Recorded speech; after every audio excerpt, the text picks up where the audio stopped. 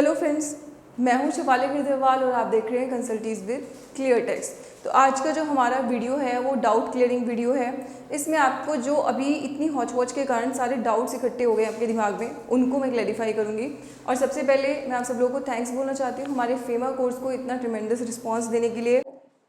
बहुत सारे doubts create हो गए हैं और कुछ चीज़ें क्लैरिफाई करनी इस वक्त बहुत ज़रूरी है।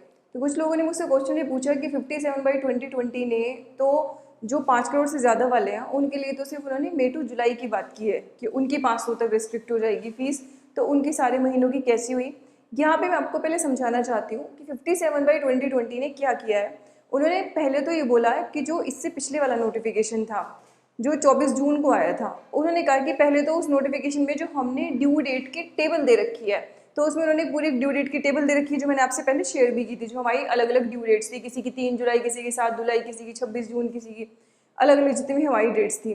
ठीक है, फिर उन डेट्स पे उसने बोला कि जिन्होंने उन डेट्स तक फाइल कर दिया उनकी तो लेट फीस है ही नहीं, क्योंकि वो डेट थी किस चीज़ की, वो डेट थी इस चीज़ की कि आप अगर उन डेट्स तक फाइल कर दोगे तो आपकी लेट फीस नहीं लगेगी। अब सवाल ये पैदा आता है कि फिर अब क्या हुआ है। अब आपको उन्होंने ये कहा है कि अगर आप उन ड्यू डेट्स तक भी नहीं फाइल कर पाए किसी कारणवश, तो एक्चुअली होना ये था कि आपके ऊपर फुल लेट फीस लगनी थी। तो उन्होंने कहा कि ठीक है, अगर आप उन डेट्स तक भी नहीं फाइल कर पाए तो उस टेबल के अंदर 5 करोड़ वालों की भी ड्यू डेट्स दी हुई थी और जो बाकी लोग हैं 5 करोड़ से कम वाले उनकी भी ड्यू डेट दे रखी थी, उनको 2 स्टेट्स में बांट के। अच्छा, 5 करोड़ से ऊपर वालों की जो ड्यू डेट दे रखी थी वो उन्होंने वहाँ पे मई जून जुलाई की नहीं दी थी, उनकी सिर्फ फरवरी मार्च अप्रैल की दी थी। तो इसलिए उनके केस में उन्होंने मई जून जुलाई अलग से लिखा नोटिफिकेशन में, क्योंकि उनकी वहाँ पे ड्यू डेट नहीं थी, जबकि बाकी लोगों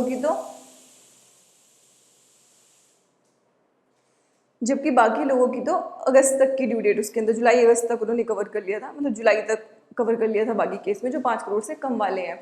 तो इसलिए नोटिफिकेशन में ऐसा लिखा है कि भाई बाकी सबकी तो पूरी सारे महीनों की कवर हो गई और 5 करोड़ वालों की अप्रैल मई तक तो वहीं कवर हो गई, अप्रैल तक तो, और बाकी महीनों की उन्होंने अलग से लिख के कवर कर ली।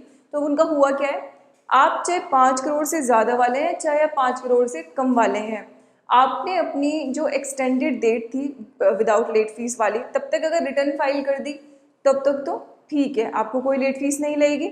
आपने उसके बाद की, लेकिन आपने 30 सितंबर से पहले कर दी, तो भी आपके ऊपर जो मैक्सिमम लेट फीस लगेगी वो लगेगी सिर्फ 500 रुपये तक हर रिटर्न के लिए, यानी कि एक महीने की, हर महीने की 3B के लिए आपको मैक्सिमम 500 रुपीज़ लगेगी। अच्छा, कब लगेगी, अगर आपका टैक्स पेबल बनता है। अब अगर आपकी नील की रिटर्न है, मतलब आपका टैक्स पेबल बनता ही नहीं है, तो आपके ऊपर कोई लेट फीस नहीं लगेगी, वो कम्प्लीटली वेव्ड ऑफ है। लेकिन अगर आपने 30 सितंबर तक फाइल कर दी, तो यहाँ पे मैं ज़रूर कहूँगी कि लेट फीस जब आप वेव ऑफ कहते हो तो हमेशा उसको कंडीशनल वेव ऑफ कहना बहुत ज़रूरी है, कि फुल वेवर नहीं दिया गया है, सिर्फ एक कंडीशनल वेवर दिया गया है इस पर्टिकुलर केस में। तो ये कुछ स्पेसिफिक क्लैरिफिकेशन थे। अच्छा, सबसे इंपॉर्टेंट सवाल तो रह गया जिसके लिए वीडियो बना रहे थे।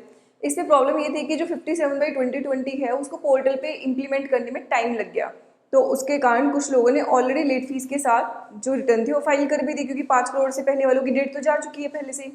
तो यहाँ पे उन्होंने ये भी क्लेरिफाई किया है अभी जीएसटीएन पोर्टल ने कि अगर आपने कोई लेट फीस डिपॉजिट कर दी थी तो वो आपको वापस मिल जाएगी, आप उसको क्लेम कर सकते हैं।